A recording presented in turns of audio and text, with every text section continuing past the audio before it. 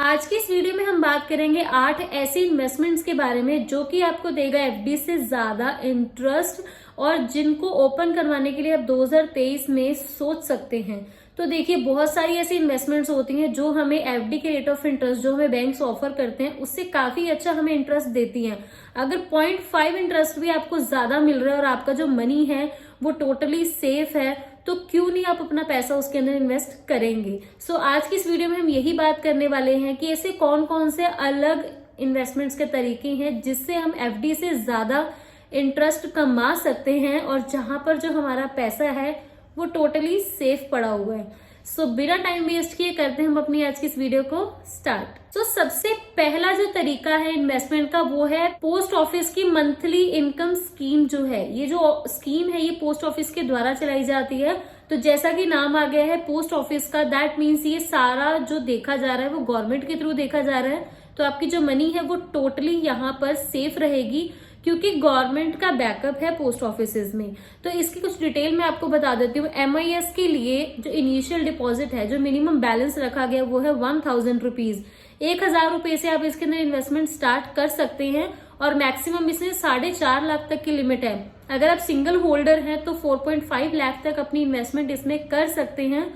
और अगर आप इसमें ज्वाइंट अकाउंट ओपन करवा रहे हैं, दैट मीन्स अगर हस्बैंड और वाइफ अपना मिलकर अकाउंट ओपन करवा रहे हैं तो 4.5 लाख वाइफ का और 4.5 लाख हस्बैंड का, तो आप 9 लाख तक की इन्वेस्टमेंट एक सिंगल अकाउंट के अंदर कर सकते हैं।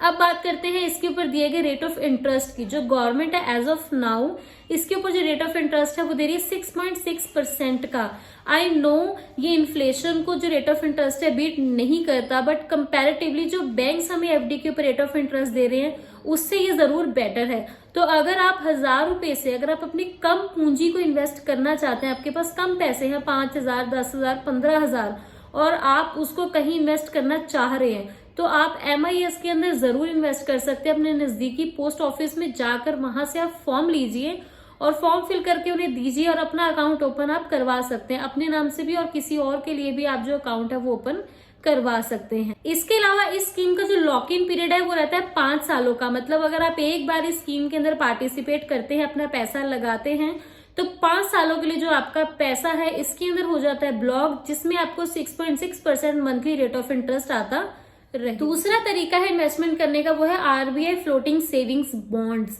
मतलब कि जो RBI हमें बॉन्ड्स इशू करके देती है, हम उसके अंदर भी जो मनी है अपनी इन्वेस्ट कर सकते हैं। इसका लॉक इन पीरियड होता है 7 सालों का।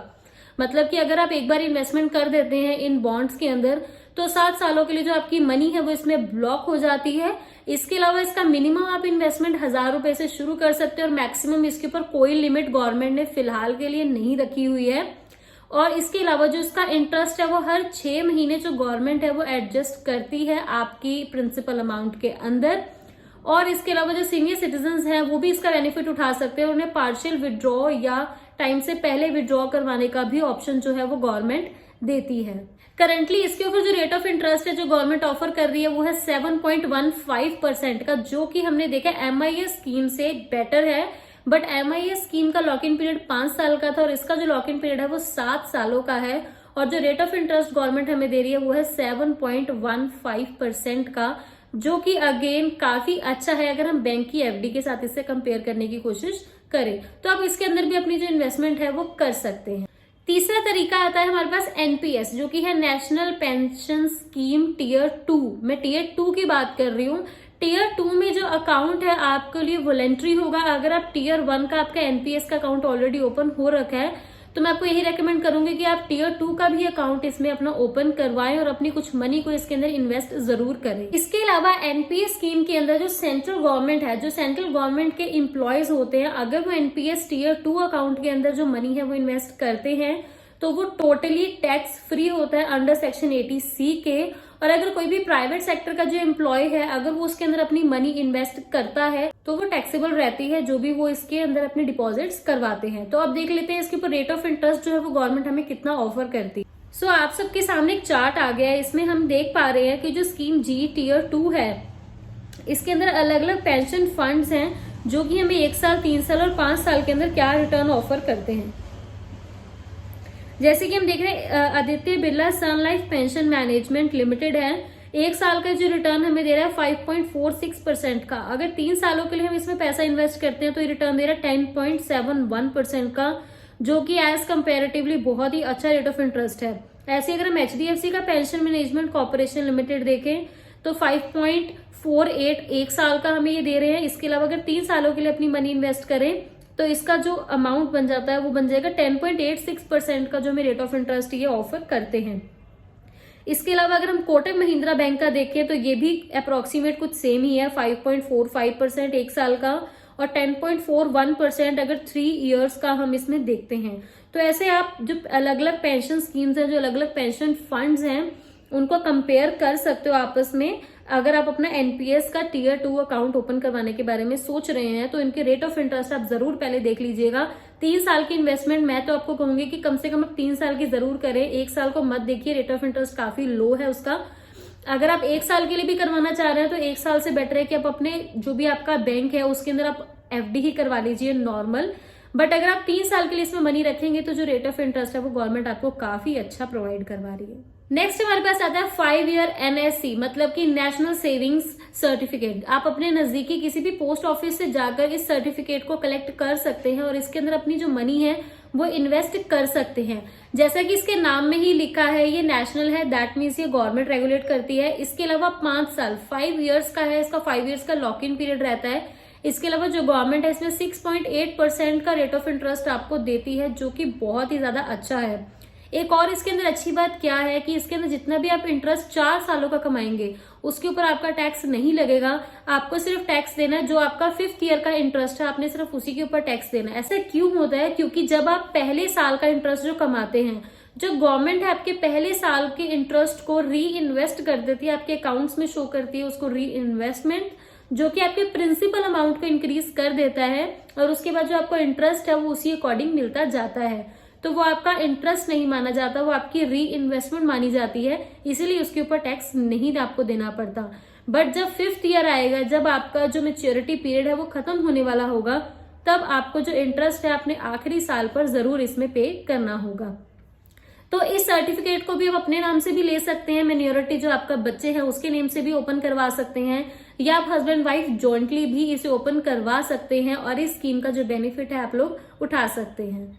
टोटली मैं आपको बता दूं जो इसके अंदर पैसा है टोटली आपका सेफ है, क्योंकि गवर्नमेंट का बैकअप आपको इसमें जरूर मिल रहा है।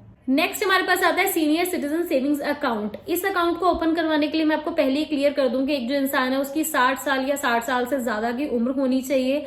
जो गवर्नमेंट है इसके ऊपर रेट ऑफ इंटरेस्ट ऑफर करी 7.6% का, मतलब कि अगर आपके घर के अंदर कोई बुजुर्ग रहते हैं जिनकी 60 ईयर से ज्यादा की एज है तो आप उनके नेम से सेविंग्स अकाउंट ओपन करवा सकते हो, जिसमें आपको जो ऑफर किया जा रहा है 7.6% का रेट ऑफ इंटरेस्ट। आप जितनी भी अमाउंट उसके अंदर डिपॉजिट करवा के रखवाएंगे जितने भी सालों के लिए, इस अकाउंट का भी जो लॉक इन पीरियड है वो 5 सालों का ही रहता है। इसके अलावा 5 सालों के बाद अगर आप इसको एक्सटेंड करवाना चाहें तो 3-3 साल के बाद ये जो है एक्सटेंड होते हैं, मतलब 3 इयर्स के लिए जो है ये एक्सटेंड हो सकता है। इसके अलावा इसके अंदर जो गवर्नमेंट कहती है कि आप एक बारी में ही डिपॉजिट कर सकते हैं, जो कि 1000 के मल्टीपल्स में ही होगा। मैक्सिमम इसके अंदर, मिनिमम इसमें आपको दिया गया है 1000 रुपीज और मैक्सिमम आप इसमें डिपॉजिट करवा सकते हैं 15 lakhs तक।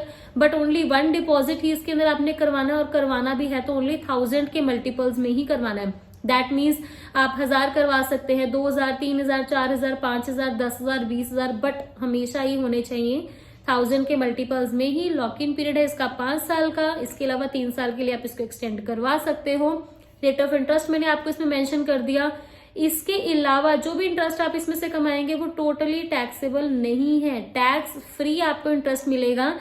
सो क्यों ना आपके घर के अंदर अगर कोई बुजुर्ग है जिनकी 60 से ऊपर की उम्र है तो आप उनके लिए जरूर इस अकाउंट को ओपन करवाने के बारे में सोच सकते हैं। इसके बाद हमारे पास आते हैं स्मॉल बैंक्स के अंदर एफडी। जितने भी स्मॉल फाइनेंस बैंक्स है, जैसे कि कुछ नाम मैं आपको बता दूं, जैसे एयू स्मॉल फाइनेंस बैंक हो गया, उज्जीवन स्मॉल फाइनेंस बैंक हो गया, तो आप ये जो जितने भी स्मॉल फाइनेंस बैंक्स है इनके अंदर एफडी जरूर करवा सकते हैं, क्योंकि कंपैरेटिवली अगर हम दूसरे बैंक्स के अकॉर्डिंग देखें, जो कि HDFC, ICICI, axis, Kotak, IndusInd bank, जितने भी बैंक है अदर प्राइवेट सेक्टर के, उनके कंपैरिजन में जो स्मॉल फाइनेंस बैंक्स है वो एफडी के ऊपर काफी अच्छा रेट ऑफ इंटरेस्ट देते हैं, जो कि 4.25% से लेकर 7.75% तक जो रेट ऑफ इंटरेस्ट है इनका जा सकता है, तो अगर आप एफडी ही करवाना चाहते हैं और किसी और इन्वेस्टमेंट की तरफ नहीं जाना चाहते, तो मैं तो आपको ये कहूंगी आप अपनी एफडी करवाएं स्मॉल बैंक्स के अंदर, स्मॉल फाइनेंस बैंक्स के अंदर, अगर आपकी जो एफडी की अमाउंट है वो है 5 लाख से नीचे। ऐसा क्यों? क्योंकि जो डीजीसीआई है, इन केस अगर कोई भी स्मॉल फाइनेंस बैंक करप्ट हो जाता है या वो बंद हो जाता है, तो उस केस में आपकी जो मनी है वो टोटली सिक्योर रहेगी।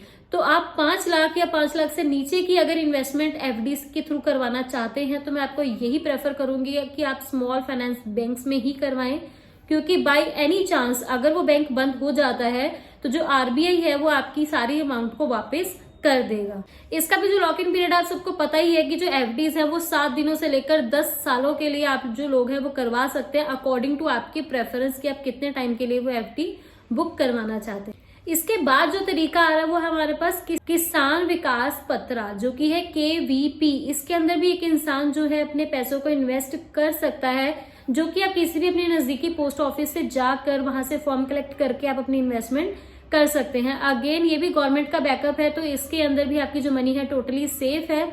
मिनिमम इसमें जो अमाउंट है वो मांगते हैं ये लोग 1000 रुपीज का। उसके बाद आप इसमें जितना भी अमाउंट डालना चाहते हैं वो 100 के मल्टीपल्स में होने चाहिए, मतलब 100, 200, 300, 400। इसका जो लॉक इन पीरियड है वो होता है 124 मंथ्स का, 124 महीनों का इसका लॉक इन पीरियड होता है। उसके बाद आपकी जो अमाउंट है वो मेच्योर हो जाती है। इसके ऊपर आपको मिलेगा फिक्स रेट ऑफ इंटरेस्ट जो कि 6.9% का, और इस रेट ऑफ इंटरेस्ट को जो गवर्नमेंट है वो कंपाउंड करती रहती है हर साल। इसके अलावा इसके ऊपर जितना भी आप इंटरेस्ट कमाएंगे 124 मंथ्स के अंदर टोटली टैक्सेबल है, आपको टैक्स पे करना होगा जितना भी आप इंटरेस्ट इन स्कीम से कमाएंगे। इसके बाद लास्ट तरीका हमारे पास आता है जिसमें फिलहाल अभी तक देखा गया कि हाईएस्ट रेट ऑफ इंटरेस्ट पाए जा रहे हैं, वो है कॉर्पोरेट फिक्स डिपॉजिट्स। अगर आप सेफ साइड नहीं खेल सकते तो आप कॉर्पोरेट फिक्स डिपॉजिट्स जरूर ओपन करवा सकते हैं। इसके अंदर कंपैरेटिवली दूसरे फिक्स डिपॉजिट के अकॉर्डिंग ज्यादा रिस्क होता है, इसके अंदर आपका पैसा डूबने के चांसेस भी बहुत ज्यादा होते हैं। बट अगर आप रिस्क लेना चाहते हैं और उसके बदले में आप हाई रेट ऑफ रिटर्न भी लेना चाहते हैं, तो आप कॉर्पोरेट एफडी जरूर करवा सकते हैं। बट इस एफडी को चूज करने के लिए ध्यान रखिएगा कि आप जिस भी कॉर्पोरेशन को चूज कर रहे हैं उसकी जो रेटिंग है वो AAA या AA ही होनी चाहिए। अदरवाइज आप उसके अंदर मनी मत इन्वेस्ट कीजिएगा, और उससे पहले अपनी रिसर्च प्रॉपर कीजिएगा। आप किसी के अंदर भी पैसा डालें, चाहे 500 रुपए भी डालें, मेक श्योर आप अपनी जो रिसर्च है वो कंप्लीट करके जरूर जाएं। तो अब देख लेते हैं कि जितने डिफरेंट कॉर्पोरेट्स हैं वो हमें कितना रेट ऑफ इंटरेस्ट ऑफर करते हैं हमारी इन्वेस्टमेंट्स के ऊपर। जैसे कि आपको स्क्रीन के ऊपर नजर आ रहा है, कॉर्पोरेट पहली कॉर्पोरेट है हमारे पास हॉकिंस कुकर एफडी स्कीम। इसका जो टेन्योर है ये 12 से 36 महीनों के लिए होता है। इसके ऊपर रेट ऑफ इंटरेस्ट आपको दिया जा रहा है 8.5% से लेकर 9% तक का। इसके अलावा आता है श्रीराम सिटी यूनियन फाइनेंस, जो कि 12 से लेकर 60 महीनों तक का हो सकता है। इसके ऊपर जो रेट ऑफ इंटरेस्ट है ये दे रहे हैं 7.25 से लेकर 8.09% तक जो रेट ऑफ इंटरेस्ट है इसका जा सकता है। इसके अलावा आता है श्रीराम ट्रांसपोर्ट फाइनेंस, जो अगेन 12 से 60 महीनों का ही होता है। इसका भी जो रेट ऑफ इंटरेस्ट है तकरीबन सेम ही है यूनियन फाइनेंस की तरह ही। अगर इसके अलावा हम देखें बजाज फाइनेंस का, ये कंपैरेटिवली थोड़ा कम देता है। इसका टेन्योर भी सेम है 12 महीनों से लेकर 60 महीनों तक। रेट ऑफ इंटरेस्ट हमें दे रहे हैं 6.15% से लेकर 7.25% तक। अप्रोक्सीमेट इसका इतना ही रहता है, बट जो रेट ऑफ इंटरेस्ट है वो कंपैरेटिवली काफी अच्छा है। अगर सीनियर सिटीजन अकाउंट करवाना चाहें, इसके अंदर अपना मनी इन्वेस्ट करना चाहें, तो उनको एडिशनल इंटरेस्ट रेट मिलता है जो कि 0.25% से लेकर 0.50% तक हो सकता है।